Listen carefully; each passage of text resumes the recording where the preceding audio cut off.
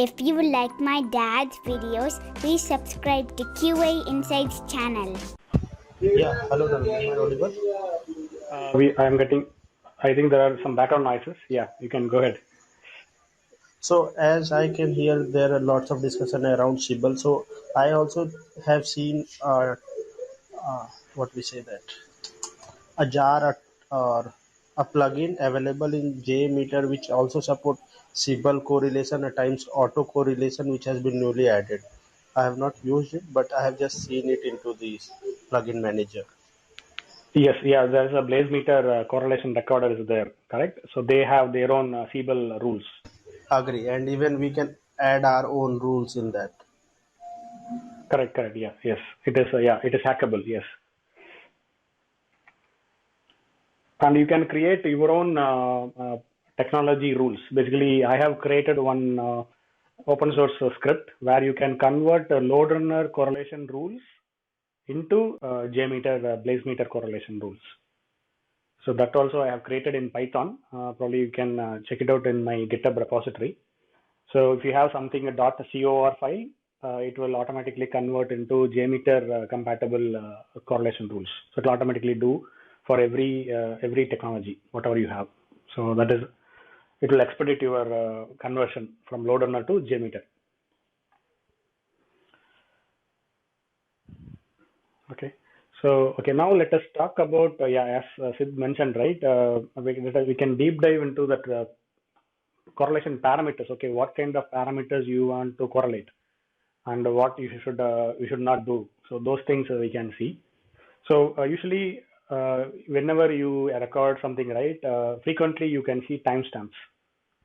So timestamp in milliseconds or timestamp in your own time zone, the wherever you record the application, right?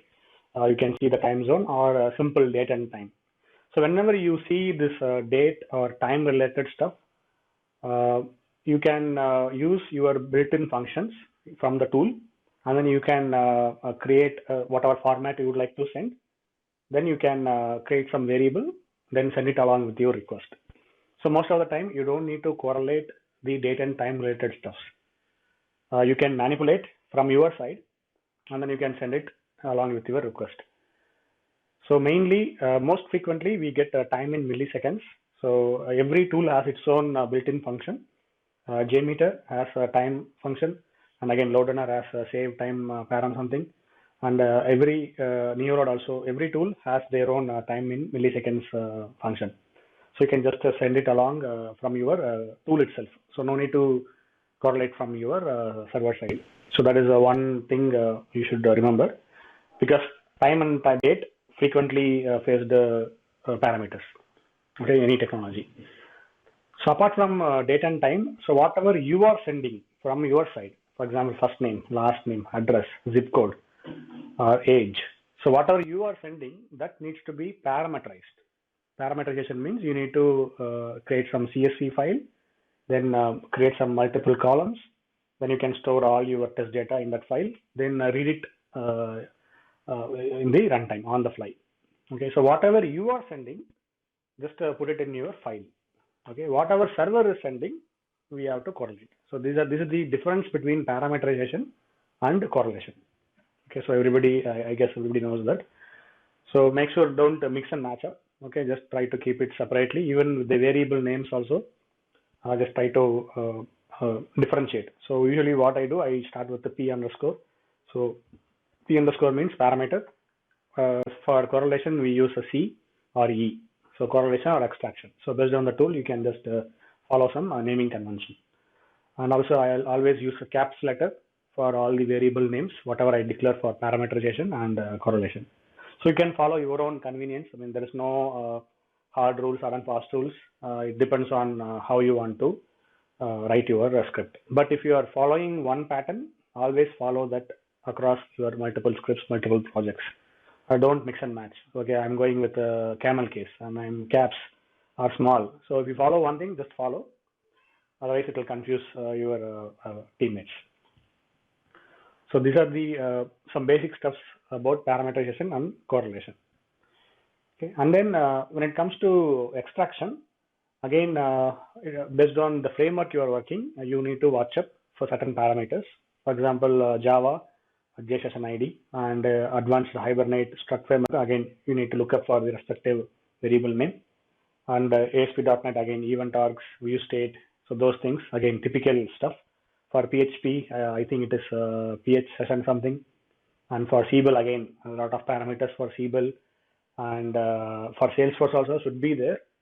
I have not worked in Salesforce, but yeah, I can look up Ajay for you. What kind of parameters apart from whatever you mentioned? Is there something else that also you need to take care? And then nowadays we are working in Angular, right? Angular, React JS. So again, Angular and React JS, developer can write anything, whatever they want. It's a very customizable, right? So you need to check with your GitHub code base and see what kind of parameter you are sending or what kind of parameters it is expecting. So you need to do work with the development team and see how to send the request. So mainly the header is also sometimes needs to be correlated, otherwise it will not work. So header, you need to manually capture that header information from the browser. Then you need to put it in your script. By default, LoadRunner or JMeter or any tool if you take, it will not capture every header information. Okay, sometimes it will miss because it will try to emulate like a browser, but it will not. Okay, in some cases. So in that case, if you think, okay, I'm sending, if you assume you are sending some header information, then you may not be sending, so it will fail.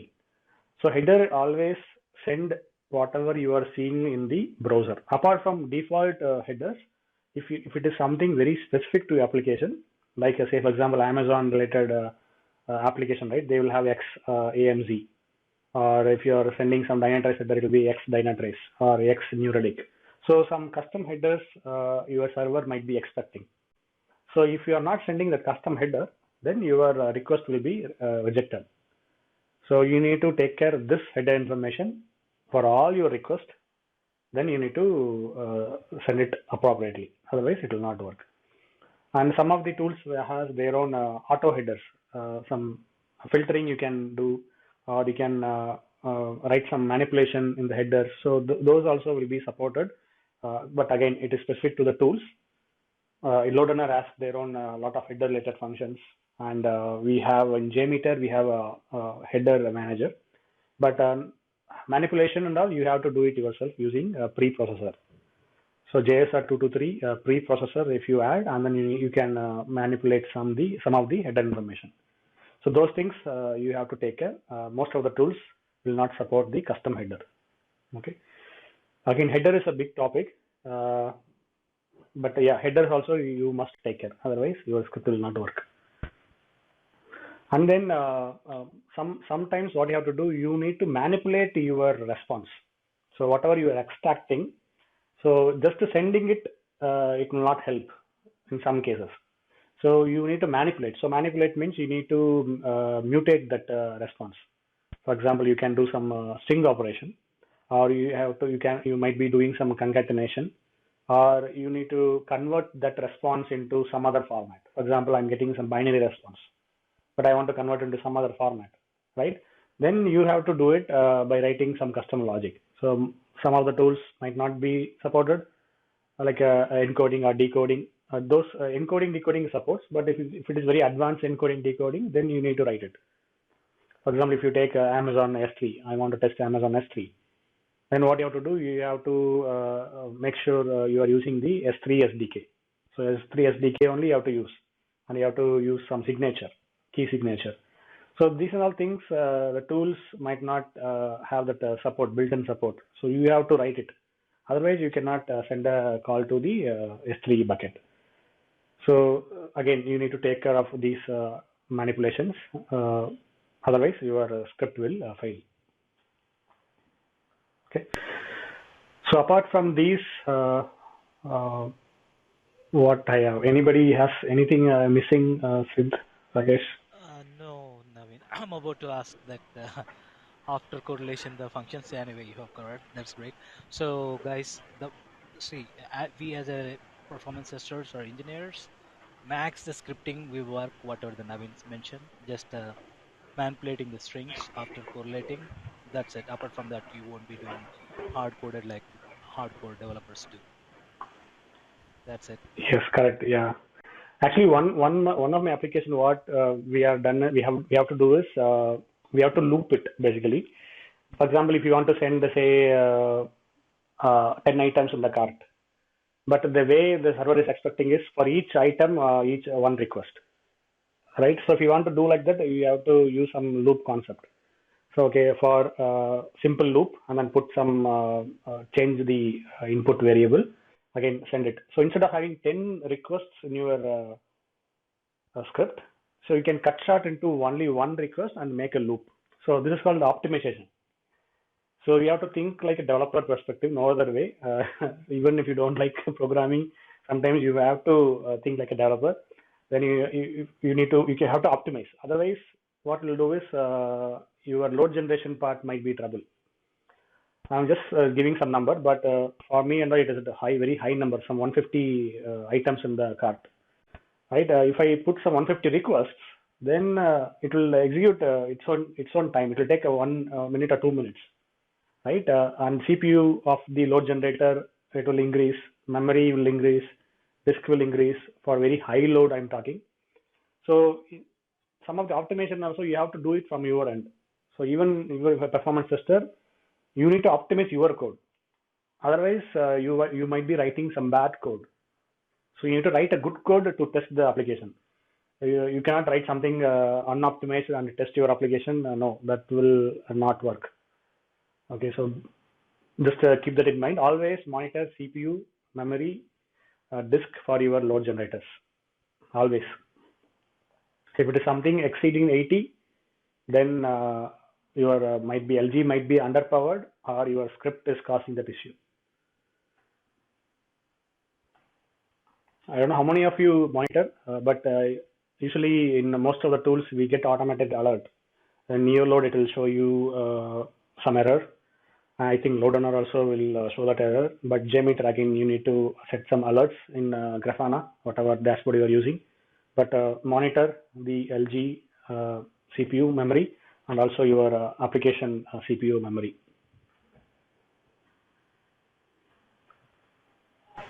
Okay, so any inputs, Sid, from your side?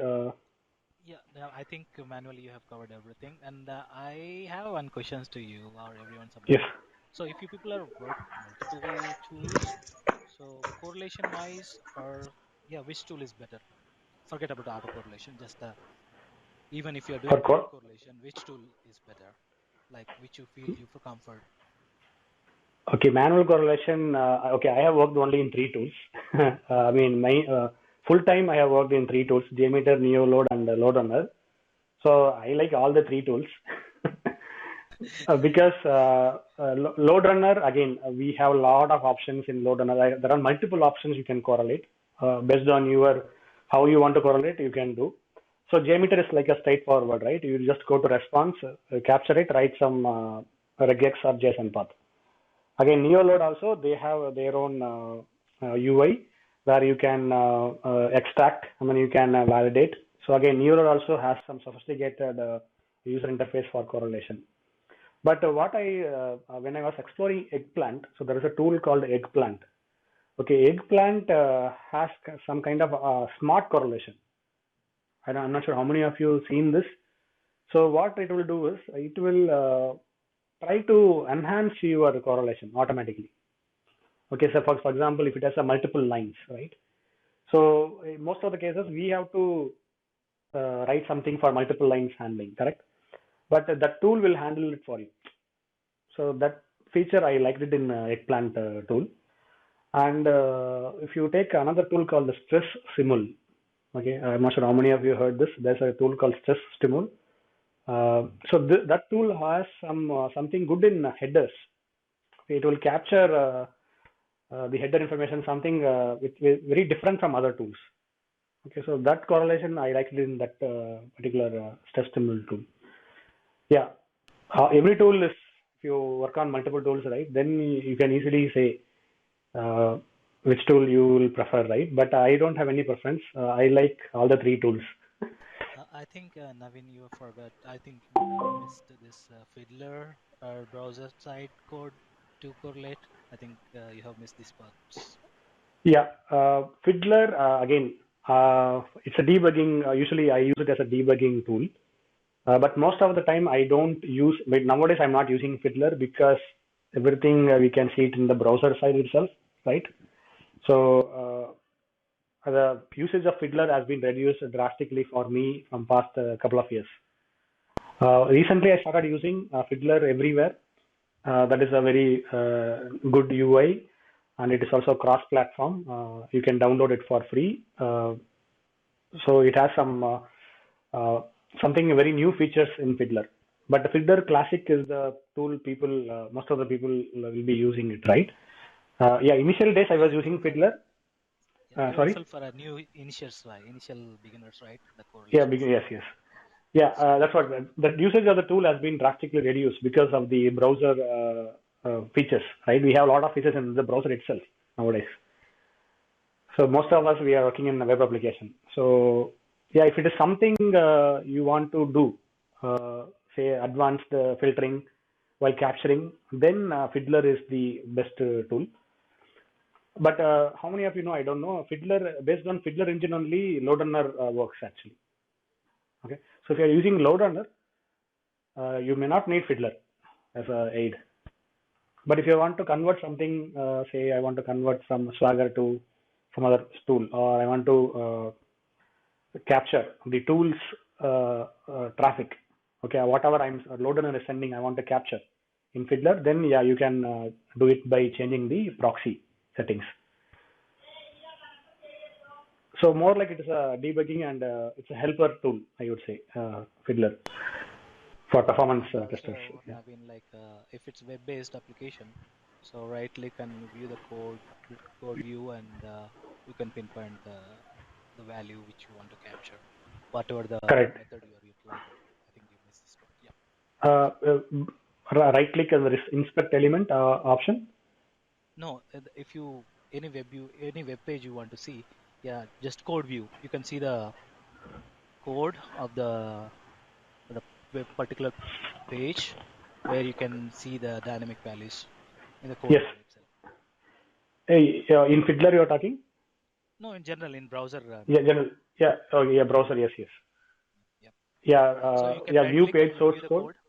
Yeah, source Yes. code. Yep.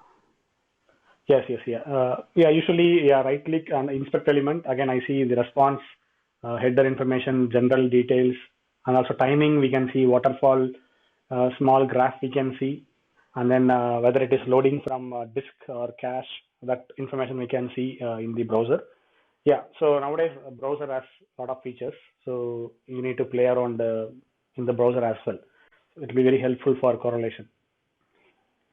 So mainly the token information. If you are sending something like SSO, right? SSO or SAML authentication information, if you want to see, again you need to go to the respective panel.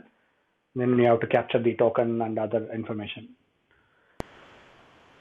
And Naveen, one more thing. Like in JMeter, I was under assumption that only regular expression dot star question mark, only that is the one. Is there any other advanced features there? In JMeter? Yeah, regular expression dot star question mark, only the one I know. Actually, I will say don't use that. Even I have put some video why you should not use that. So people, many of us, we will start our career as a dot star plus or dot plus question mark, right? So this is the frequently used regex, but sometimes it will backfire us. We may not know unless we deep dive into response. So you have to write something very appropriate for your response. So it is there is no thumb rule you should use for everything. There is no one regex for everything, right? So you have to be very smart what kind of response you want to extract and what is the appropriate regex for that. That is why I use always regex or no one just to make sure my regex is properly working fine or not. So JMeter, it uses PCRE standard, Perl compatible regular expression. So this is the flavor you should look up whenever you're working in JMeter. Again, LoadRunner uses its own flavor, and Locust again Python based regex. So based on the tool you're working, you may have to change the flavor of your regex. But most of the regex flavors are almost similar. Okay, but here and there might be differences. But best practices, make sure you're working on the right flavors in regex.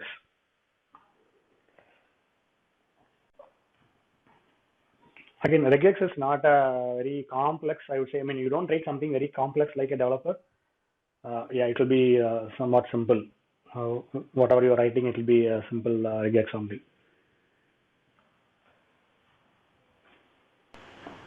So I have covered regex. We have, yeah, thanks, Sid. Hi, Yogesh. Thanks for joining us.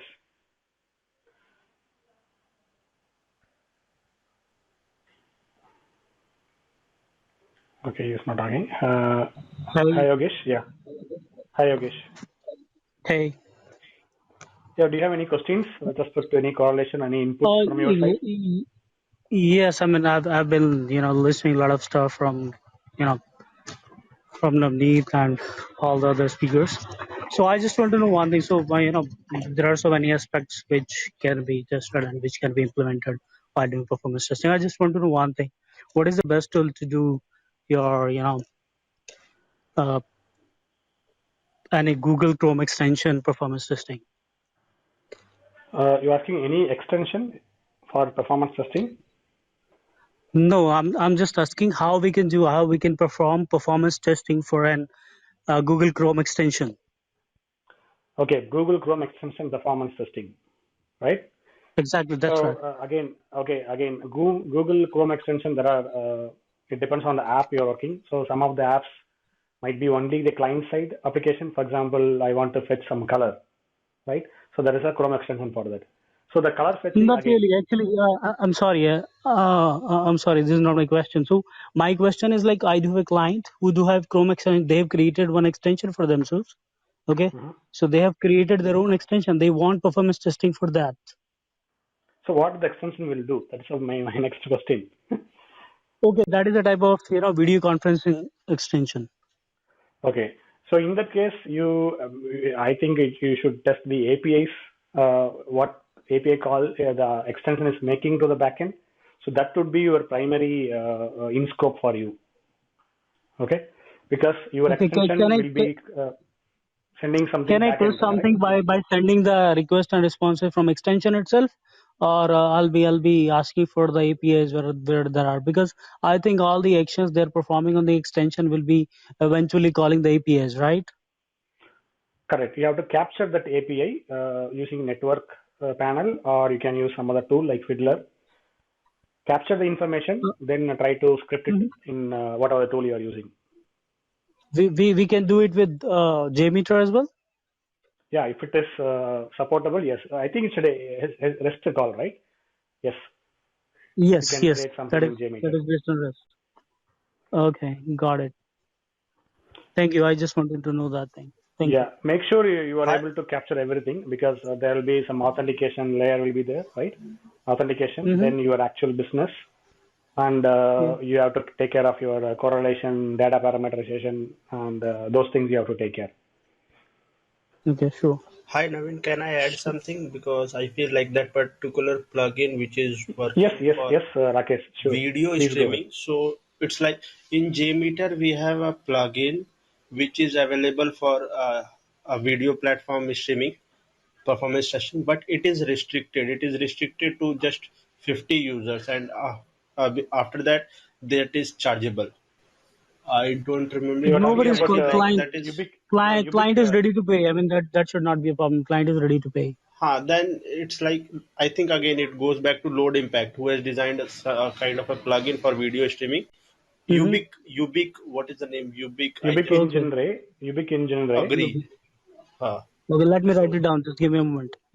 Yeah, it's UBIK. You can just Google Yogesh. Yeah, UBIK. You can just go to website. Yeah. Okay.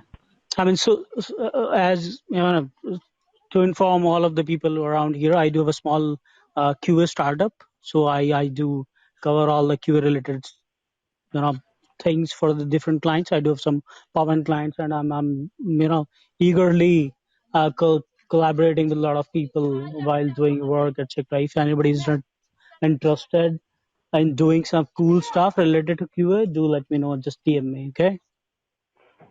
Sure. How you got into this club, Yogesh? I've just, I've just completed one clubhouse from different CTOs all around in Tri-City in Chandigarh area, and I've Okay. completed that. I've just got the, something related to performance engineers. I've got the Oh, okay. notification there is something going on. But it's not like Okay. I've Thank I've you. got something, some notification or something. I've just seen it on the clubhouse while scrolling it down. So because before that, there was no such QA related conferences going on. So this is my first Okay. QA related in club conference. Yeah. Thanks for joining, Yogesh. Yeah. Yeah. And Please please, follow. please do one thing. I've already followed this group, so do let me know in case of any further conference, etc. Do you do weekly basis or something like that? Yes, we conduct every week. You can go to my website, qainsights.com. It's there in my I've profile. already taken a look on that actually. Yeah, you can connect me in LinkedIn. I post Sure, everything in sure. LinkedIn, the topics we have, and then a GitHub Sounds repository good. also there, and YouTube channel is there. Sounds You good. can check it out. Yeah. Sounds good. Thank you. Thank Thanks you. for Thank joining you us. for the info. Yeah. The pleasure is all mine, sir. Thank you. Okay. Any other inputs from anybody for related to correlation? So So these are Naveen, the this things is I want to Sachin here. talk. I mean, I already shared my inputs. So Can Naveen, I this ask is some question Sachin. other than correlation technique as well? I mean, just a small bit, as there We are so many try Q experts here. to, we're trying to stick to correlation topic, Yogesh, if you don't mind. Sure. Yeah. No, no, You can ping me in that's okay. LinkedIn. Yeah, you can ping me in LinkedIn. Yeah, if you have anything, I Okay. can respond there. Yeah. Sure, sure, sure. I will. Thank you. Thank you. Hi, Pawan. Sorry, you were about to tell something. Yeah, so a couple of points I wanted to add. So you brought up a tool called a stress stimulus, right? Correct. I also did find the tool very interesting because the correlation was breeze in the tool when compared to JMeter. Whenever there is a kind of hair pricking situation, right? So then I just used to just go back to the stress stimulus, try to record it. The only thing with problem with the stress stimulus is the tree looks bit much more heavier and its function encapsulated, right? So that makes it bit difficult to understand what exactly is the correlation variable and how it has exactly replaced it. But apart from that, the engine is powerful. I mean, probably they have used some kind of artificial intelligence or something, maybe some kind of this correlation scanning mechanism to do that operation. The second tool, what I wanted to bring here is about a tool called Predator. So the Predator is again one of the tools that I have used as a POC, and that again it's purely Java driven and kind of works good for HTTP protocols as well.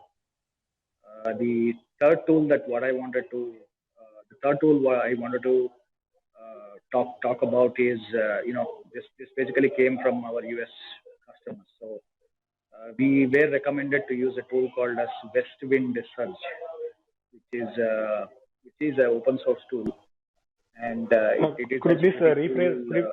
Could you please tell again what is the tool name? West Wind Surge, WEST. Okay. West Wind Surge. Okay, got it.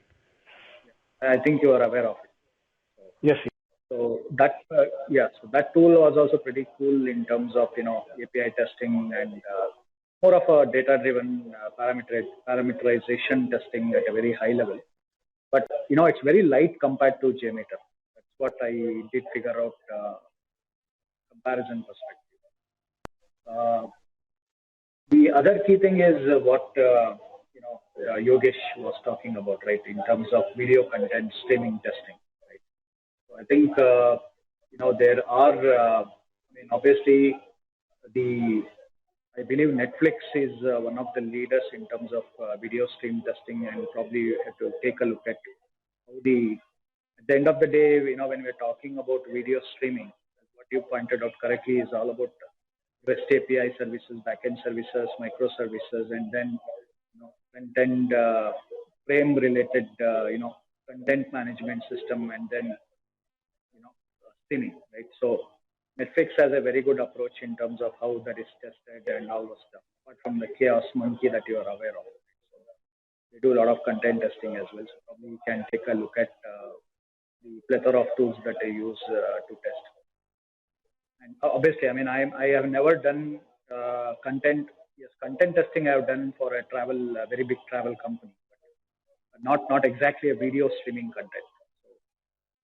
So those were the key inputs that I had. Yeah. Thank you, Pawan. Yeah, there are a lot of 50 plus tools are there. So yeah, I have put up a GitHub repository. You can just check it out. Again, it's not possible to learn everything. It depends on your requirement and which project you are working, right? So, but try to expertise in a couple of tools at least instead of digging up everything. Yeah, thanks, Pawan, for sharing those tools. Predator. Yeah, Predator I have worked. Predator is mainly for REST calls. It's a very good solution, open source solution. And then we have Westwind Surge also I have seen. Yes, Pawan. Yeah, that's correct. Just a quick clarification. I mean, it's not a question. Mm-hmm. I did see in the LinkedIn that BlazeMeter is taken over by what for Matrix? CI/CD platform. Yeah, CI/CD. Some I saw those news. Yes. .com is it? Not .com. I think it is. It starts with the A. I don't know. Sid, have you seen that news? I think Sid would have seen that news, I guess. Yeah, Perforce to acquire BlazeMeter continuous testing platform. I think yesterday I came, I guess. It's only the CI/CD platform. Is it? Only CI/CD platform, yeah, it is. Because we are using BlazeMeter, so I thought that might have some impact. Okay, they are acquiring only that CI/CD. Actually, not CI/CD, actually CT, continuous testing platform. Okay. So that is one industry news. Actually, I had a couple of industry news. I lost keeping notes actually. So Tricentis, they're investing in one of the I think it is Scalable some company called Scalable. So they are investing in that news I read. I don't know how many of you seen this. So they are investing in advanced platform. I forgot the name. Scalable, I guess. This company name is called Scalable. So they are investing in that. So that is one news I read last week. So I'm just googling it. Tricentis. Yeah, they are investing in a lot of tools nowadays. That one you can see. The other news, probably it's not a news, but it's a clarification. So we have already seen an interference and advent of artificial intelligence on automation. Right? For example, probably you know about the project autonomy. These tools are already, the front-end XPath and all those things are dynamically captured and handled by themselves. Most of the time, 80% of the time. So similarly, in the performance engineering domain, is there any impact that we are talking about on any of the tools, because correlation is one thing that recursive for every release or for every build most of the time. So just wanted to check if any tool which is more artificial intelligence makes our life much more easier in terms of the test design overall. Yeah, I have seen some couple of tools, mainly for microservice architecture. I forgot the name of the tool. Probably I can ping you on LinkedIn. There are a couple of AI-based tools are there. which will make our mainly in Kubernetes architecture. So it will do something. It will leverage the AI features. So I have I have worked on some of the tools in the past. I can ping you the details.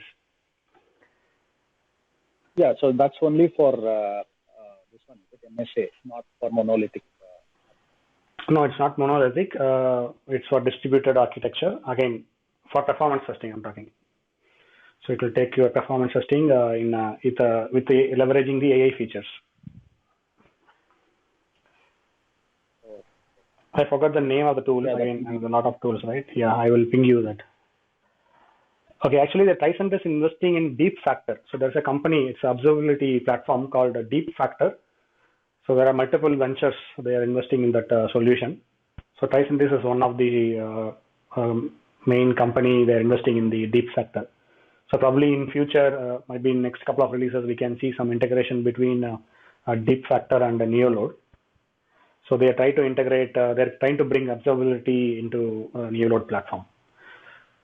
Again, it will happen next year, I guess. Yeah, we have to wait. Okay, guys. So that's it for today's session, I guess. So if you have any questions, you can ask me. Otherwise, we can close this clubhouse. So this recorded. Yes, sir, please. Sorry, just not take too much of your time. I think we can ramp up this, but just had a news. Like, I hope you are aware of this company called Applicare, right? Who are the new players. I think they have also. I mean, they're Indian company basically, so they offer the services much cheaper compared to all these big hybrid APM players in the market. I think they are also conducting a webinar session on the observability features that they have also added. Okay. That can help everyone. Okay, cool. Yeah, I will check it out. Sure. Yeah, thanks, Pawan, for sharing. Okay, guys. So that's it from my side. This session is being recorded. So this recorded session will be available in my YouTube channel. So you can check it out. Next week we can come up with some other topic and then we can meet. So thanks everyone. Have a good weekend then. Thank you. Thanks everyone. Bye. Thank you. Bye.